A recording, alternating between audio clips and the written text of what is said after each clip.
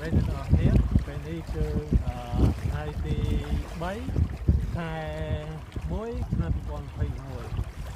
ngàyนี้คือngàyដែលព្រះច័ន្ទពេញភូមិស្អាតអត់មើលថ្ងៃនេះគឺជា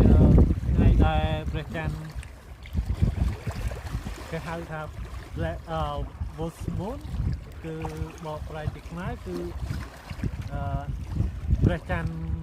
ទចកបាទវាស្អាត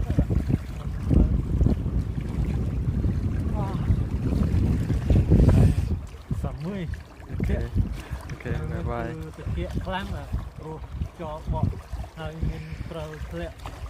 បានថ្ងៃនេះគឺធ្លាក់ក្រាន់បាដែរតែឥឡូវលាយអស់ហើយលាយពេលវាធ្លាក់មកអត់ទៅតិចអីបាទតែសម្រាប់ពេលដែលវារលាយនឹងចោលបក់មកគឺតិចខ្លាំងតែនេះគឺចង់រួញអស់ហើយបាទសោកមកឆ្នាំងដៃ